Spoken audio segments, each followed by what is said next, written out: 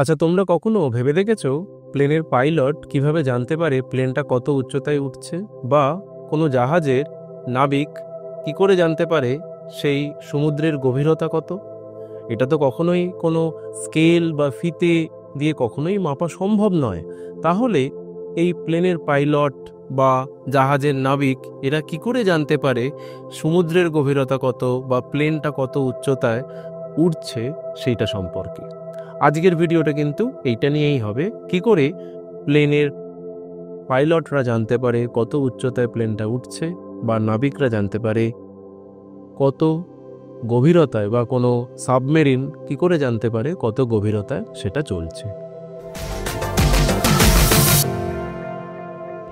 এই যে প্লেনের পাইলটরা প্লেনটা কত উচ্চতায় উঠছে সেটা নির্ণয় করে, সেটা কিন্তু সোনার বলে এক ধরনের যন্ত্র হয়। সেই সোনার থেকে উৎপন্ন শব্দোত্তর শব্দ, সেই শব্দোত্তর শব্দের প্রতিফলনে সময়ের ওপর নির্ভর করে।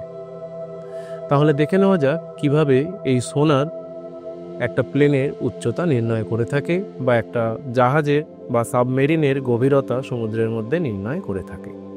তাহলে তোমাদের প্রথমেই বললাম যে যন্ত্রটা আমরা ব্যবহার করে থাকি বা পাইলটরা ব্যবহার করে থাকে, সেই যন্ত্রটাকে বলা হয় সোনার। সোনারের পুরো কথা হলো sound navigation and ranging. Sound navigation and ranging, এই যন্ত্রটার মাধ্যমে এক প্রকারের শব্দোত্তর শব্দ আমরা উৎপন্ন করতে পারি। শব্দোত্তর শব্দ বলতে আমরা কি বুঝি? শব্দোত্তর শব্দ হলো যে ধরনের শব্দের কম্পাঙ্ক 20,000 হার্টজের বেশি হয়, সেই ধরনের শব্দকে বলা হয় শব্দোত্তর শব্দ। এই শব্দগুলো কিন্তু আমরা কানে শুনতে কখনোই পাই না, কানে শুনতে এগুলো পাবো না। তাহলে কানে আমরা কি ধরনের শব্দ শুনতে পাই? না, যে ধরনের শব্দের কম্পাঙ্ক 20 থেকে 20,000 হার্টজের মধ্যে হয়, সেই সমস্ত শব্দের আমরা শুনতে পাই। এদেরকে বলা হয় শ্রুতিগোচর শব্দ। আর যে সমস্ত শব্দ 20 হার্টজেরও কম হয়, যাদের কম্পাঙ্ক, তাদেরকে বলা হয় শব্দেত্তর শব্দ। 20 হার্টজের থেকেও কম্পাঙ্ক যদি কম হয়, তখন তাকে বলা হয় শব্দেতর শব্দ। এখানে আমরা যেই শব্দটাকে নিয়ে বা যেই শব্দটা সোনার থেকে পাঠানো হয়, সেই শব্দটা শুরুতেই বললাম যে সেই শব্দটা হবে শব্দোত্তর শব্দ, মানে যেই শব্দের কম্পাঙ্ক 20,000 হার্টজের বেশি হবে।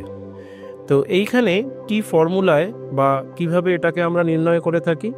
না, এই সোনার থেকে এক ধরনের শব্দ উৎপন্ন করা হয়, যেই শব্দটা ভূপৃষ্ঠে এসে প্রতিফলিত হয়ে আবার প্লেনে ফিরে যায়, বা জাহাজ থেকে সেই শব্দটা উৎপন্ন হয়ে সমুদ্রের তলদেশে প্রতিফলিত হয়ে ফিরে যায়, এবং সেই প্রতিফলিত হয়ে ফিরে যাওয়ার সময়কালটাকে এখানে ক্যালকুলেট করা হয়।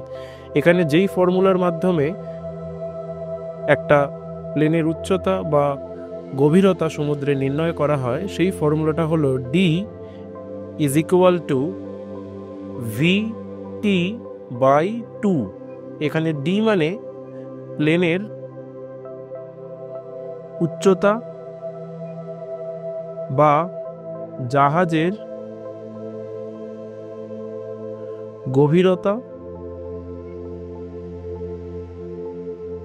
V মানে শব্দের বেগ,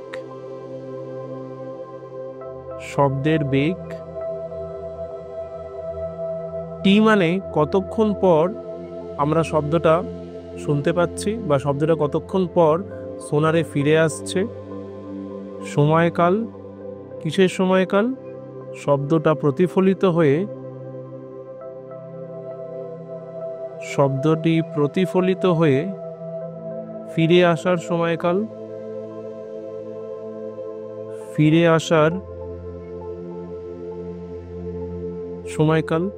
এই আমরা যদি দুটো রাশি জানতে পারি, যে শব্দের বেগ কত এবং কতক্ষণ পরে সেই শব্দটা ফিরে এলো প্রতিফলিত হয়ে, সেটা ভূপৃষ্ঠে হতে পারে বা সমুদ্রপৃষ্ঠের তলদেশ থেকে হতে পারে, তাহলে সেই দুটোকে আমরা গুণ করে যদি 2 দিয়ে ভাগ করি তাহলে কিন্তু আমরা সেই সমুদ্রের গভীরতা বা সেই প্লেনের উচ্চতা ভূপৃষ্ঠ থেকে কত আমরা সহজেই নির্ণয় করতে পারবো।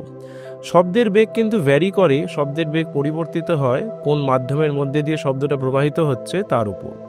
শব্দের মনে রাখতে হবে সবচেয়ে বেশি পরিমাণে শব্দের বেগ দেখতে পাওয়া যায় কঠিন মাধ্যমে, আর সবচেয়ে কম শব্দের বেগ হয় তরল মাধ্যমে। সাধারণত বায়ুতে শব্দের বেগ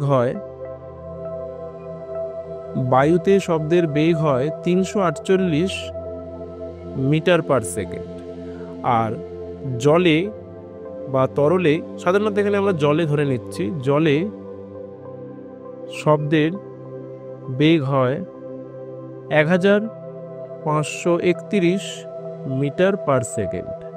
আর কোনো কঠিন পদার্থের মধ্যে কিন্তু শব্দের বেগ আরও বেশি হবে। কোনো কঠিন পদার্থে শব্দের বেগ প্রায় 2000 মিটার পার সেকেন্ডের কাছাকাছি হয়। এবার আমরা দেখে নেব একটা উদাহরণ দিয়ে যে কিভাবে আমরা কোনো জাহাজের বা কোনো প্লেনের আমরা গভীরতা বা উচ্চতা নির্ণয় করতে পারি। ধরা যাক একটা জাহাজ থেকে সোনারের মাধ্যমে যে শব্দটা উৎপন্ন করা হলো সেই শব্দটা প্রায় 3.42 সেকেন্ড পর ফিরে এলো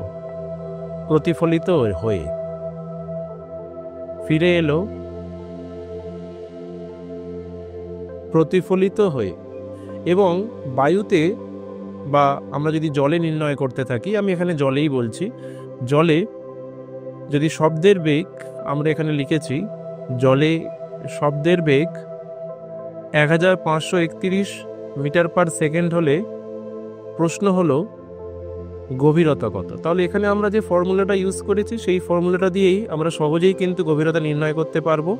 তাহলে এখানে গভীরতা is equal to D is equal to V into T by 2, তাহলে হবে 1531 গুণ 3.42 ডিভাইডেড বাই 2। এটা গুণ করে ভাগ করলে প্রায় দাঁড়ায় 2618 মিটারের মতো। তাহলে এইটা হলো সেই সমুদ্রের গভীরতা।